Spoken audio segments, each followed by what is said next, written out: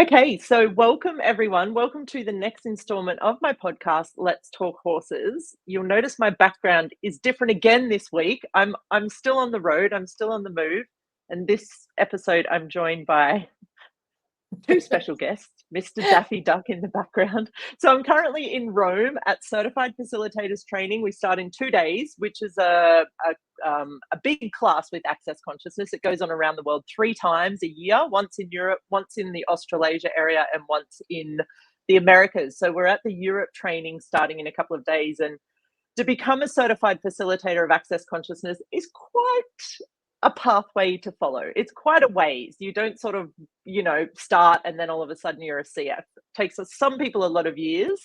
But my special guest today is actually the first certified facilitator I actually ever attended a foundation class with. I've known her for many years. I've watched her facilitate and use these tools of access consciousness to change so many people's lives around the world, including her own and the horses that she gets to come in contact with. So thank you so much for being with us this week, my very special guest, Viv Adcock. You are most welcome. And what a wrap. Wow. And I mean, I could have just kept going on and on and on, but I'm like, it's a 30-minute podcast. We've got to get information in here about horses because that's kind of what it's all about. So thank you so much for joining me this week. It's your first time on my podcast, which is strange. I'm definitely going to have you on here again a lot of times, I would say, but because we share a love, we share loves of many things, actually, you and I. We have a lot of things that we adore and enamor in this world, and one of them is definitely horses. So the question I would like to ask you first of all is how did your love affair with horses begin? How did they come into your life? I was really fortunate. I've got a big sister who's 10 years older than me and who is my absolute mentor, guru, best mate. I'm very proud to have her as my sister. And she was horse nuts. She was absolutely horse bonkers. And from a very young age, I could see that she had something different to most people. And she'd put me as her little, 7, 8, 9-year-old sister on the back of a motorbike, and we'd go off to the stables of wherever she was working. And it could have been race horses, it could have been eventing horses, it could have been show jumping horses, hunting horses, you name it. This was in the UK. And as a little tiny person, I mean, I'm not exactly big now, but as a 9 or 10-year-old, she'd just throw me on the back of these horses. And I'm talking, 16, 17-hand horses. And off we went. And that's basically my introduction to horses. So, yeah. Cool. And I mean, before we came on air, we generally have a bit of a topic that we cover in these podcasts. Sometimes it happens and sometimes we just end up talking about a bunch of other stuff. But I love this story because before we hit the record button, we talked about trust as one of the elements that horses invite us to a lot. And, talking about that being a tiny little body on the back of a huge big body, just the amount of trust that's involved in that. And I think when you're that young, it's like you don't even really realize what's going on. And I think that's part of the reason why it works so well with people that aren't necessarily horse people and children, because they don't have these preconceived notions. They tend to just step into this world of being able to trust themselves, trust the animal, and trust that relationship with each other. So do you remember being at that young age and what that felt like being on the back of this big horse, and if trust was something that naturally came, or what that looked like? Yeah, I think you've just nailed it. It's like you get onto a horse as a kid and you have, for a start, you've got no fear because we know fear doesn't exist anyway. But as a kid, you really, truly are just in that place of wonderment, like you said, enamored. And it's such a magical place to be when you're a kid. I mean, I was just completely absorbed into anything horses, anything horses. And to get the possibility to ride, and be on the back of these things was just such a thrill for me that overrode everything. I had no point of view. I mean, I didn't know you could get hurt. I didn't know you could fall off. I didn't know they kicked and bit. I didn't know any of that. And it wasn't until probably about 12 months ago that I was chatting with somebody. I said, you know what? I've never been kicked in all the years I've worked with horses. I've never been bitten, and I've fallen off once. And I thought, there's something a bit different about this, you know. And I've spent a lot of time around horses, maybe not so much in the last 10 or so years, but I get that a lot of that is due to that point of view. Your point of view creates your reality, right? So it was just such a, I just felt so at home with horses. There was no disconnect. There was nothing. There was just total. Now I understand it's that simultaneity of gifting and receiving. Yeah, that's amazing. And I mean, was there a point, so when you're around horses now, just like looping back to this trust topic, like, is there anywhere in your world where that has changed from when you were a youngster? I mean, up until probably, I would say up until 12 months ago, no. And then I came off, I was on this 17-hound horse probably about 12 months ago and came off quite badly, or whatever you want to call that. But I was knocked unconscious. I don't remember any of it at all. I just remember Yeah, getting back to the float and putting the horse back on the float and coming home and going, oh, my head hurts. Ow, my elbow yeah, hurts. And then it all started to come back to me. So, but it's funny, since then, I've had a very different level of respect for animals and my body. yeah. And so Mm. where does that, like, because, you know, when you look at a situation or a scenario like that, a lot of people would be like, oh, I did something wrong, the horse did something wrong.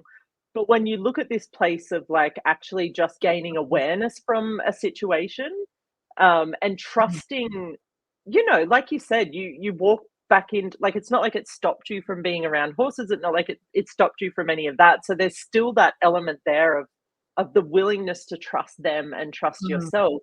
But Mm. what was the awareness that you gained from that Well, it's funny. I mean, Gary situation? Douglas, yeah, Gary Douglas, the founder of Access Consciousness and, you know, Conscious Horse, Conscious Rider, and Talk to the Animals.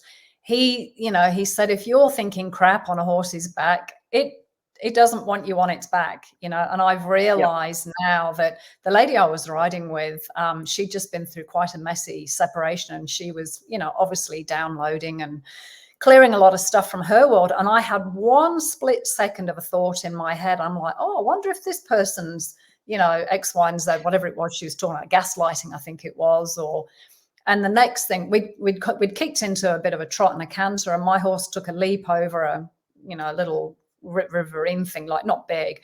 And it put me out of the saddle. And then my legs came back up, and it must have given him a fright. And so he gave another bite. Bang, I was on the ground, you know, and literally 10 minutes later, I came round, and yeah, so it was just, it's literally that moment of you're not present with the horse, but also where I went to energetically, the horse got it in an instant and said, no, no, not having this. yep, So that was the big awareness I had. yeah. And I mean, we talk a lot about this in the podcast as well, like also where horses show us and take us to that place of awareness, like being super present and super aware of everything that's going in the moment, because that's how they survive, right? Like that's how they've become Mm. this creature of not just survival but true thrival. They're on every continent on this planet. They live basically everywhere. You know, they're our comrades, they're our friends, they're our workmates, they're our, like, this place of like where they contribute so much to us, but they've done it and they've come this far in evolution or whatever you want to call it, through this place of having this um you know, ultra level of presence with everything that's going on around them, and this awareness of the things around them, including the people that are riding them, Mm. and what's going on in their world, in order to like create this completely different relationship and different future on the planet, right? Like this place Mm. where, you know, you spoke about the simultaneity in the beginning of this place where it's a communion that we have with them, but also that they have with each other, that they have with the planet, that is so very different to anything else that Mm. I've ever seen. Yeah. Yeah, and that, you know, I mean, the element of trust, it's like that there's so many different ways you can look at this because, you know, for somebody that's terrified of horses and has never had Yeah, any cool. time around horses, just the sheer Yeah. presence of a horse, doesn't matter what size it is, can be terrifying. And Yeah. yet they're some of the most gentlest creatures on the planet. You know, they don't desire to hurt us. Yeah. Um, So the transformation that occurs there, but also the other way of looking at it is, well, we ask them to trust us enormously too. I mean, you put them into a little box on wheels, making noise and moving down the road. It's so foreign to their environment that, you know, they're a claustrophobic animal.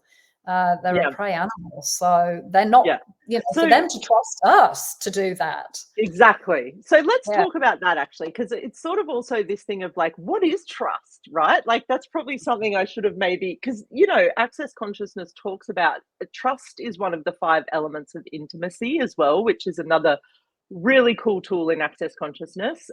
We can pop a link in the show notes about where you can find out more information about that. I mean, Simone's done a telecall. It's in a couple of the books that Gary and Dane have written. But what is trust to you?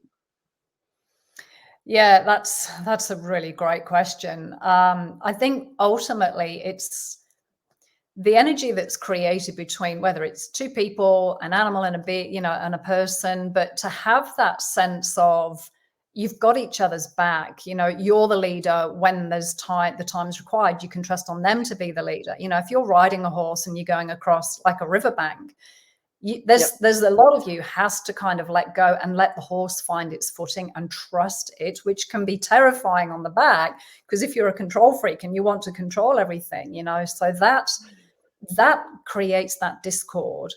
So that level of trust where it's like, okay, I know this horse is sure-footed. I know that it's not going to do anything stupid. I can just relax and go with it.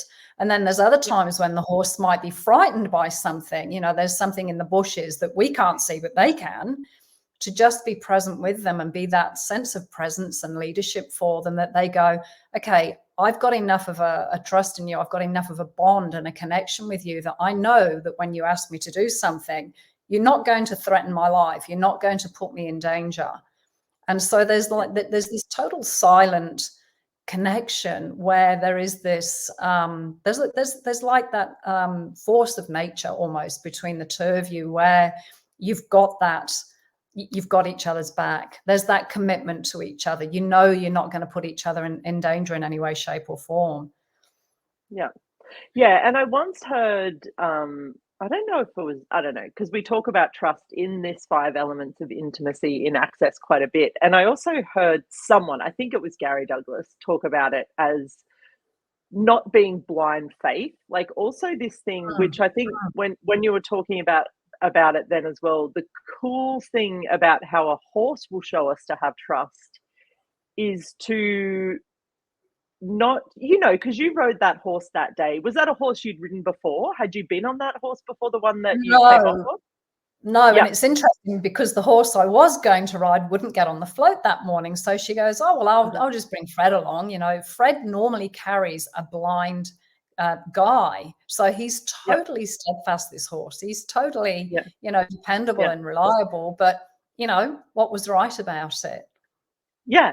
And even from that point of view, you know, like how often do we go into a situation, whether it's with our horses, whether it's with our lover or our friend or our colleague, where we're like, well, you were like this yesterday, so I trust that that's how you're going to be today. Or like, you know, like it's this place where you just follow along almost. Like, you know, when you ride one of those rent horses where you're in a trail ride and they're nose to bum, nose to bum, nose to bum, and the horse just does its thing. You could basically drop the reins, take your feet out of the stirrups. The horse is going to do whatever the horse in front of it does, which does, you know, down the line. Like they have this place where they've become like this mechanical animal. And I think a lot of people ride horses from this place of like, well, I can trust that the horse is going to do today whatever it did yesterday. And it goes both ways. You know, if you've got a horse that tends to be a little bit more spooky and tends to be like that, when you ride them from that place of like, oh, you're definitely going to spook at this, or oh, that's definitely going to go on, that's not actually trust. That's blind faith. That's actually taking what you're aware of and like your connection with what's going on with that horse in that moment, and it's kind of like leaving it at the door. So it's interesting to hear, you know, that you'd not ridden that horse before, but that he had this like story or this reputation that he was, you know, what do they call them, bomb proof, which I think is just such a hilarious thing to say about a horse, because they're horses. They're going to react to things based on survival and based on what they're aware of. It's yeah, like to have that place where, Mm. and for me, the trust comes from being in constant question of what's going on around you all the time. Because the other cool thing about horses is they're very much a product of their environment in that very moment. Like they're very much, this is what's going on right now, and this is what I need to do in order to change something, deal with it, survive, like whatever that energy is as Mm. well. Mm. Yeah. Yeah. Yeah. Yeah. I've another part of this too. I mean, I was facilitating a conscious rider class years ago, and it was a different venue. It was a riding for disabled venue, but they also used the horses to help, kids that have been separated from their parents because they'd been, the parents couldn't look after them or whatever. And so these, they had anger issues and they were in trouble and fighting and what have you. So these horses were used to having different energies around them. And the venue was this giant arena that led out onto this huge 20-acre paddock. And every morning, the woman, when she went to facilitate the classes, she just opened the gates, and whichever horses wanted to come in and work with the people on that day would come in, and those that didn't stayed out in the paddock. So the day we were there was a lady there who was absolutely terrified of horses, and she'd come to the class specifically to overcome her fear because she could see how that was just relating in so many other areas of her life. Anyway, of course, the one horse that chooses her, and she was standing behind the barrier initially, and then she was kind of standing, Susie Gotti was with me, she was standing between Susie and I, and the giant shy horse, the biggest horse in the paddock with hooves this big, walked over to her, and he just stood by the side of her, and she was shaking, she was sweating, she was shaking, she was terrified. And within 5 or so minutes, just by being in his presence, she started to realize, he just dropped his head and was really cool, but was obviously contributing to her world and contributing to her body. Nothing was said, nothing was done, and she started to calm down and become present. And within 15 minutes or so, she's got her hands on this giant, beautiful horse, a gentleman of a horse, running energy. That took 15 minutes. You could spend years of your life in therapy trying to change that. That horse changed it in 15 minutes, Yeah. And Yeah. after that weekend, she actually went to go and take riding lessons. So, it's incredible. Wow. Yeah. And it's really like testament to why, I've talked so much on this podcast about what horses have contributed to our worlds. But even within that, like to look at what they're willing to contribute to us in order to change anything. If we're willing to approach it with that question, and, to circle back to the trust thing again, just how much they trust in themselves. Like, even if they do something really stupid, like tip their rider off or fall down and hurt themselves, they don't go to this place of like wrongness or judgment, or they trust that whatever was created from that situation is gonna turn out for the better. It's going to create something greater in this world. So is there anywhere, like with the trust topic or energy or anything else, like where, and there's probably a billion things, so maybe something recent or something that really stands out where a horse has shown you something that has really, you've taken it into your everyday life and applied it to like basically, because you talked about with that lady before she met the big Shire horse, that she was afraid of horses, but how much that was in turn impacting areas of her life, like anxiety. If you're someone that suffers from, panic attacks, anxiety, PTSD, all that sort of stuff, it might show up as horses, or it might show up or this or that, but there's so many what this reality would call triggers in your life that's going to set off that chain reaction that leads to that. And I think one of the huge gifts of horses is they will take something that we think relates nothing to horses and actually show us how they can and are willing to contribute to help us changing that in every aspect of our life, not just when we're with horses. Is there anything for you that stands out with that sort of situation? Yeah, I mean, the whole PTSD, trigger, that I know that there are so many people. I've had a client who was a Vietnam veteran, so had been through some horrific stuff in war. And he'd tried every therapy. He came to me for sessions and went through a psychologist that I was working in the same clinic with. Nothing seemed to change or appeared to change for him. And he ended up going and working with these horses to help heal that PTSD. And again, it's this invisible, unspoken, unsaid. It's not some big song and dance. It's not some major cathartic experience, but just being in that presence with them is what changed him, you know. So that's because I also facilitate people as well, so one-on-one. So to hear that as feedback coming back from him as well, you know, that might not have answered your question exactly, but there's this, you know, and PTSD is so debilitating for people because they never know when or how or what is going to trigger that physical reaction in their body. So to change that and transform that without years and years and years of therapy and, you know, reading books and whatever else is, I think it's miraculous. I really do. Yeah. And I love what you said as well with how the change came about for him, because a lot of us think to change something, we need to, you know, have this huge, like, boom moment, this huge, Mm, like, reconciliation of something. But the thing I love about horses is they will constantly ask and invite you to something, mm, to mm. to have more of you, to let go of more of that, like, trauma from the past or whatever. And I know with my horses, because in my life I'm stepping up to more, like, always constantly looking to this place of, like, how can I be more of me? How can I have a world where there's more of me available? And, you know, I'm in my world. And so, like, looking at how my horses have facilitated that for me, like, you know, we've started riding in a few clinics lately and doing things that I thought, you know, a few years ago would have been like this terrifying event. But it's so amazing to see, like, the same with that guy. He was ready to look at this thing called PTSD and he tried a bunch of things and blah, blah, blah. And then horses come in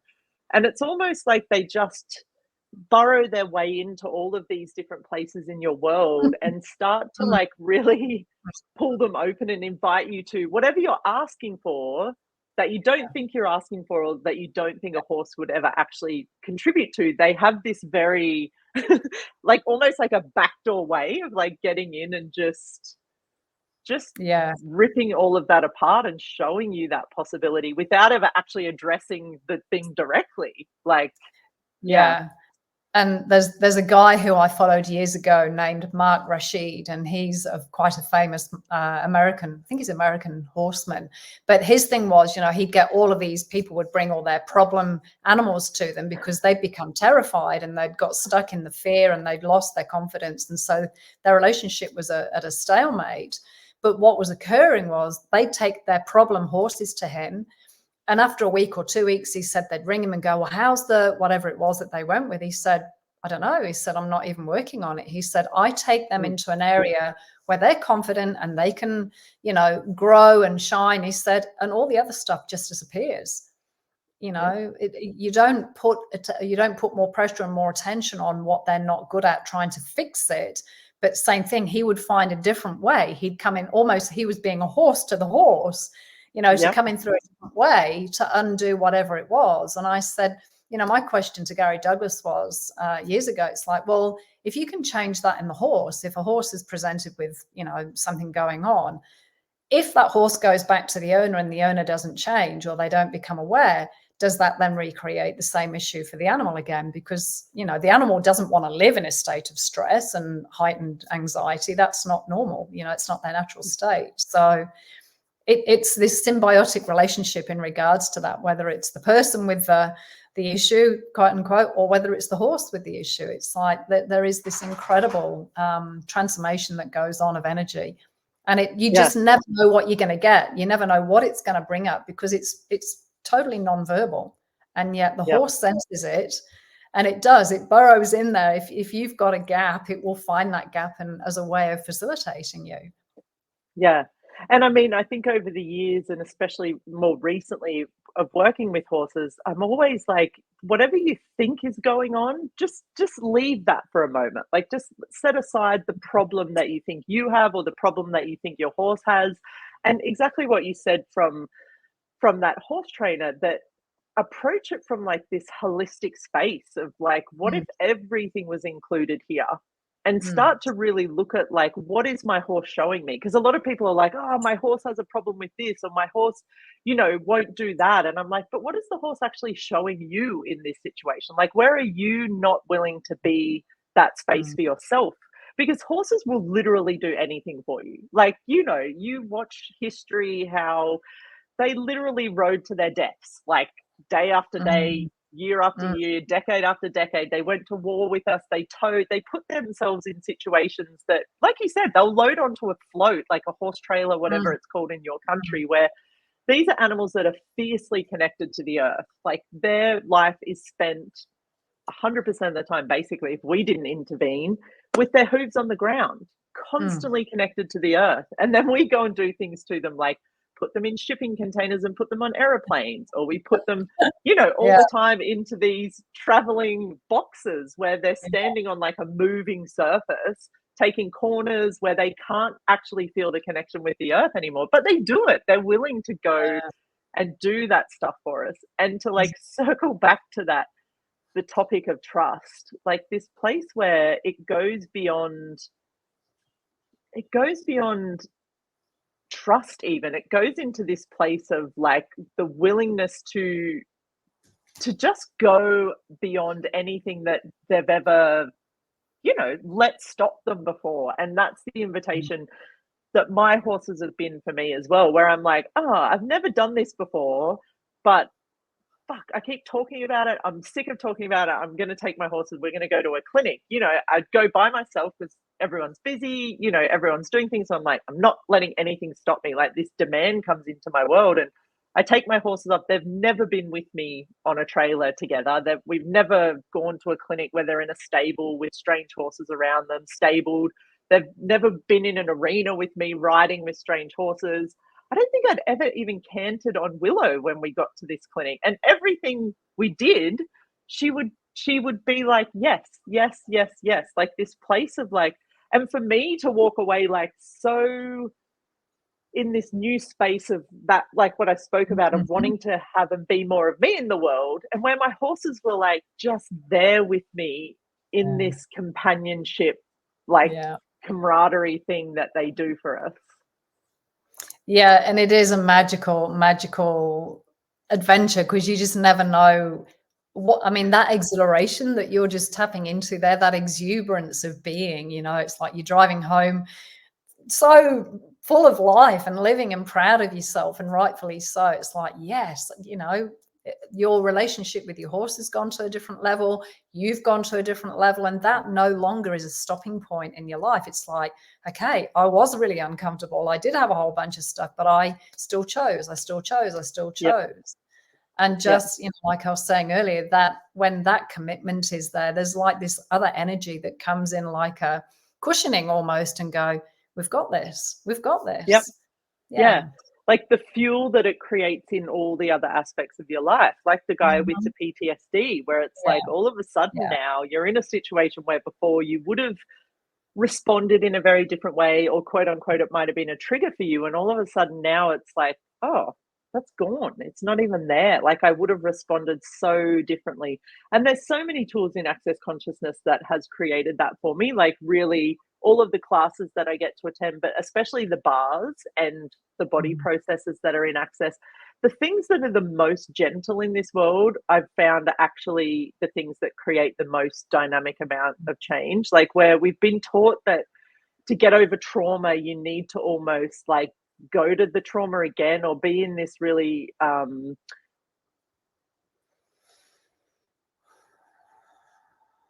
tools of Access is if you're just willing to be with something and allow it to change and be patient and relax.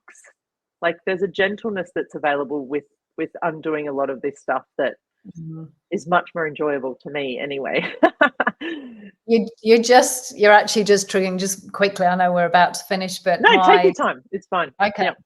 My little quarter horse mare that I got when she was about 4 years old, unknown past really, what happened to her as a foal and when she was younger, but she had a thing about the dentist, like horses get their teeth done, and I'm not big into anesthetizing animals unnecessarily. I wouldn't put them through pain, but if we can find a different way, I'll always find that the most natural way. And anyway, the universe and she created this amazing, amazing dentist from Switzerland. He'd spend 6 months over in Europe with the eventing horses, and he would actually be one of the vets on the eventing circuit.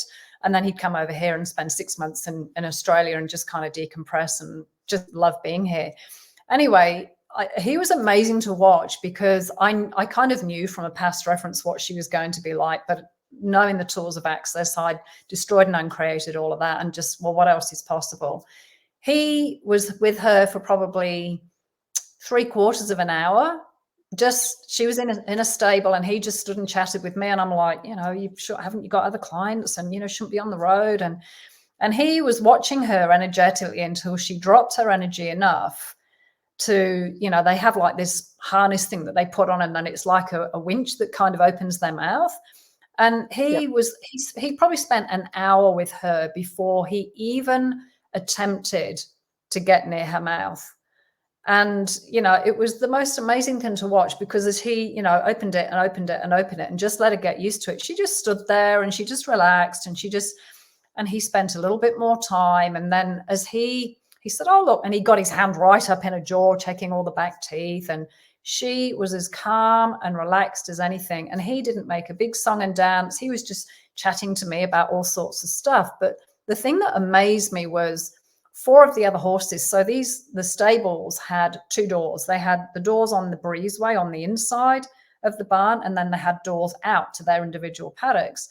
The other 3 horses had all walked up when he'd started to rasp her teeth. All the other horses had walked up and just stood in their stables with their heads down. And it was like I could sense this energetic contribution. They must have sensed it out in the paddock that something was a little bit, not too bad, but something was off. And they all came up. She just about ended up laying literally on her straw in the stable while he said, oh, this regularly happens. He said, I'm often just down on my knees in the straw because the horses are so relaxed. I'm like, if I hadn't seen this with my own eyes, I would never have believed it, or I would have assumed that they'd been medicated. So the energy that he was being contributed to her world to just drop all of the past. And then each time he came, same thing, the time got shorter and shorter and shorter, whereby within 10, 15 minutes of him just talking with her, and she just totally let him and it must be really foreign having this metal thing in your mouth and just literally having your jaw wenched open a bit at a time. Total relaxation. Wow. Incredible. And I mean, I love that story so much because something that horses have really invited me to that I'm still learning a lot about is this time thing and how much it's like, I've got this much time, or my plan is this is what I want to get done in today's session with my horse, where it's completely and utterly at opposite to how they function. Like you said, like this space where everything was for her was about the energy that was present in that moment. And when you approach a horse from this space of like, well, we've got this much time, we've got to get this much done, that is so, it's not only foreign to them, it's like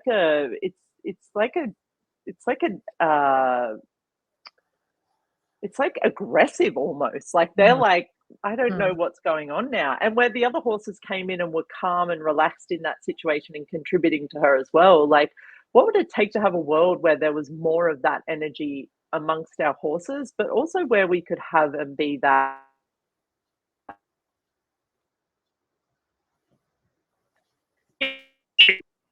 holding the space or something. Just when something's going on for someone and just being there energetically for them. And again, it's not about being like, oh, you're going through trauma, so we need to make like this big hoo-ha and song and dance about it. But how much relaxation and patience actually are such big ingredients to change absolutely anything. Yeah. Such a cool story. Yeah, absolutely. The patience. I remember my very first horse I bought, and the guy who I bought it from was an old cowboy from Texas, and living in the back of country Queensland. And he said, when you're around horses, let me tell you, you're on horse time. And I always remember that. I always remember that. Yeah, Yeah. it's so true. And that's where you end up then getting a lot more done in a lot shorter amount of time. Yeah. It's really it's shocking and surprising when you're around really good quote unquote horse people. They will still get a lot done in a short amount of time because it's their whole perception of time and the way that they function and their point of view about what needs to be done is that of a horse, because a horse can get a billion things done in 10 minutes. Like, you watch a horse that's free in the paddock and you think, oh, they're just walking around eating, and but you watch them, they cover, like, my horses will explore every part of their 3 acre paddock in a day. Like, they don't stop moving. It's like, over here, what's over there. It's like constantly this state of Mm. movement, but they're not doing it from this place of like, oh, it's 10:35 a.m, I now need to go and It's slow. it's just it's just this flow that, and I've Yes. talked about this a lot on the podcast as well, this energy that horses be with each other, that I think, above all else, they love and would love us to be a part of and invite us to. That is what I really, the reason I do these podcasts and why I'm so full on about conscious horse classes, is just to invite more people to that joy, to be in that energy, that Mm. flow, that global herd that horses are with each other, that I think they are very much willing and also quite like, they want to invite us in. They want us to be a part of that. They want us to have access to everything that they have access to. So I know we've gone a little bit over time here, but I do just have one last question, because you are, a conscious horse, conscious rider facilitator, or you have been, but you're a certified facilitator of access. Like, is there any invitation you would be to someone out there in the world that's heard this podcast and they're like, what the dickens is this conscious horse, conscious rider stuff? Or what the hell has that got to do with changing my life? Like, is there anything you would say to someone to be that invitation for people to get to one of these classes somewhere in the world? Yeah, I mean, ironically, the thing that got me into Access Consciousness 18 years ago was a video of Gary Douglas, the founder of Access Consciousness, working with horses, and it was a conscious horse, conscious rider video. This was way, way, way back, and just observing him with this horse and how radically the horse changed to, even to an unhorsey person's eyes, you could not deny the change in the horse. I mean, with people, they can kind of say that they're better and whatever else, but with an animal, they don't lie. And with a horse and with its body and that presence, you can tell the moment something has shifted. And I just watched a very brief video of Gary clearing entities on a horse. And it was like, I rewound it and watched about 4 times going, is this camera trickery? Like, what's going on here? And that was it. I was sold the moment I saw that. So, for anybody watching, just go to conscioushorse.consciousrider.com and there's videos on there. Just look, just have your own experience with it. You'll get a sense of it, whether it's for you or not. But that got me. I'm like, I forget the people. Give me the animals, and especially the horses. Yeah, I love that so much. And, being a facilitator of these classes, to be able to facilitate alongside of them is something that as a kid, I just never dreamed would be a possibility for me. And I do take my hat off and thank so very much Gary Douglas, who, as you said, or as we've mentioned, founded Access Consciousness. He started the specialty of Conscious Horse, Conscious Rider, and has very much empowered me to spread the joy of horses through the world. I was like, well, how do I be a horse person in the world? Because, like you've probably studied a bunch of different horse people, and they all have their amazingness. They're different, but they have their way. I'm like, but how do I be my version of that? And he's like, just spread the joy that they bring. And I'm like, I can do that. Yeah. You don't need to be like this. I don't need to show you what I can do to a horse to make that horse better. I just simply wish to invite people to the joy that they bring to this world and to my life, and what I know that they actually have available that we may not have even explored just yet. Yeah. After having however many thousands of years together, what if the next 10 or 100,000 years we get to have with them was something even greater and more expansive again? Yeah, and just what you said there, Sarah, I think that enjoyment. I think enjoyment, a lot of people don't enjoy their lives. They've forgotten what enjoyment is. There's so much in that I have to do that they cut off more and more and more of what brings them joy and what brings them pleasure. And again, it's just another gift of what animals can bring, horses can bring, if you're willing to receive it and allow yourself to, you know, lean into it, to be with it. Yeah, and be that little child again. Like how so many people I have on my podcast, so many people I talk to have horses in their life as children, and then it's like, oh, now I need to grow up and get serious about life. But do you? My question is, do you ever need to be serious about life, or can you always be the giggling Viv Adcock atop the 17-hand horse when she was probably, you know, a foot and a half tall herself? Like, just the exuberance of life, where the trust is that you trust that you will follow the joy. You will trust that you will navigate your ship towards more enjoyment and more joy in your world, and trust that if you invite horses in on that journey, that they will always contribute more of that to you as well. So thank you so much for being on my podcast. Sarah. Thank you very much. Thank you for you. Thank you for being in this world at the same time as me. Thank you for loving horses. And I hope to have you on the podcast again soon. I feel like we can have a lot more. I feel like there's a lot of stories that you have locked inside there that I would love to flesh out a little bit more and hear a little bit more about different adventures you've had on horseback. I've been so fortunate. I've been spending some days with Gary Douglas lately, and he just all of a sudden starts talking about a horse story about how he was riding in the back country in California on his horse. And I'm just like sitting there like, you know, to me, hearing this joy that horses bring to people's lives is really like my storybook of life. So thank you again so much. And thank you for you, my friend. And may the horse be with you. May the horse be with you. I love it. Awesome. See you guys. Thank you for tuning in. Thank you again, Viv. See you on the next episode. And what if today you chose just even a little bit more joy in your life? Bye, everyone. Thanks, everybody. Bye.